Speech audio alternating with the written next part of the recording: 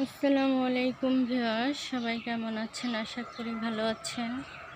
তো সবাই আমার ইউটিউব চ্যানেলটাকে সাবস্ক্রাইব করে দিবেন, লাইক কমেন্ট শেয়ার করে পাশে থাকবেন। তো চলে এলাম ছাদ বাগানে পানি দিচ্ছি।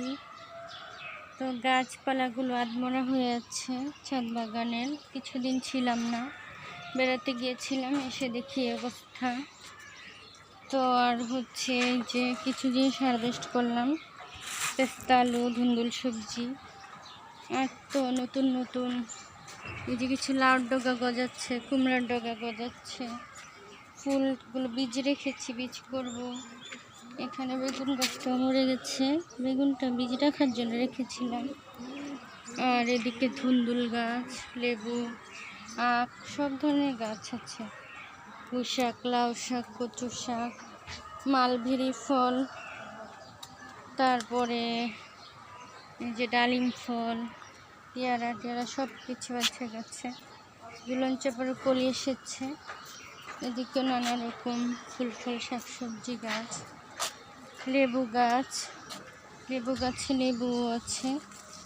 এই যে লেবু ধরে আছে ঝুলে। তো এদিকে সুন্দর ফুলের গাছ, মরিচ গাছ, লেবু গাছ, মালটা গাছ। এদিকে আছে শীতকালীন সবজি, করলা, তারপরে করমচা। এদিকে তো আমরা আছে, শাকসবজি নানা রকম। এদিকে গাছটা মরে যাচ্ছে, আটাটা শুকিয়ে যাচ্ছে, ধুন্দুল। এদিকেও বেগুন গাছ, বীজ রেখেছি বেগুনটা। আর এদিকেও করলা, চিচিঙ্গা ফুল এসেছে, ধরতেছে। সাজনা গাছ, এদিকেও সফেদা গাছে সফেদা ধরেছে, ফুলের গাছ। আর এদিকে তো বড়ই গাছ মরে গেছে, পুরাটাই ফুল এসেছিল। আর এদিকে বরবটি গাছ হয়েছে মাশাআল্লাহ। আর এদিকে তো একটা বরবটি বড় হয়েছে, এটা বীজের জন্য রেখে দিয়েছি। আর এদিকে আম গাছ, অনেকগুলো ছিল, একটা আছে মরে গেছে সব। শাকসবজি গাছ এদিকে শাকসবজি গাছ পেঁপেটা পাকতেছে। এদিকে নতুন পেঁপে ধরেছে গাছে। তো এই বড়ই গাছটাতে কয়েকটা বড়ই টিকেছে। তো এই সফেদা গাছটাতেও কিন্তু সফেদা এসেছে। আর এদিকে ধুন্দুল ধরেছে, আবারও এগুলো ছোট ছোট ধুন্দুল ধরেছে। আর এই পেয়ারা গাছে ফুল এসেছে, এই তো পেয়ারা গাছ। আর পেস্তা আলু গাছ কেটে দিয়েছি সব, কারণ এখন আর গাছের উপরে হবে না, মাটির নিচের গুলা তুলতে হবে।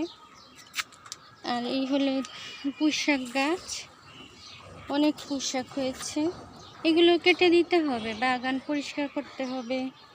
আর কিছুদিন পরে ছাদে আবার কাপড় নাড়তে হবে, শীতকাল আসতেছে, নতুন শীতের বীজ বপন করতে হবে, শাকসবজি লাগাতে হবে, অনেক কাজ। এদিকে কচু শাক আমার, এই যে এদিকে একটা পেস্তা আলু পেয়েছি। আর অনেকগুলো তুলেছি পেস্তা আলু।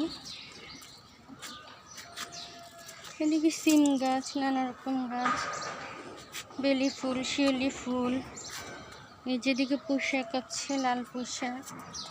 এদিকে দুলন চাপার কলি এসেছে, নানা রকম ফুলের গাছ। এদিকে সব চারা করেছি মরিচে, এখন সব চারা করতে হবে, ফুলের কলি, নানা রকম ফুল গাছ।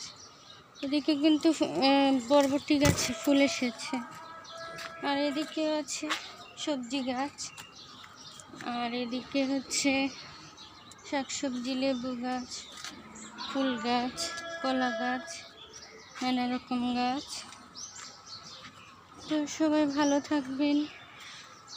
শীতকালীন শাকসবজি লাগানোর জন্য জায়গাগুলো প্রস্তুত করতে হবে, পরিষ্কার করে নিতে হবে বাগানটা, গাছপালা কেটে সুন্দর করে নিতে হবে। এভাবেই কিন্তু ছাদ বাগানে শীতকালীন আগাম প্রস্তুতি নিতে হয়। আর মাটির সাথে সার গোবর মিশিয়ে নিতে হবে, আজকে এ পর্যন্ত, আবার দেখা হবে সবার সাথে, কথা হবে। ভালো থাকবেন সবাই, আল্লাহ হাফেজ।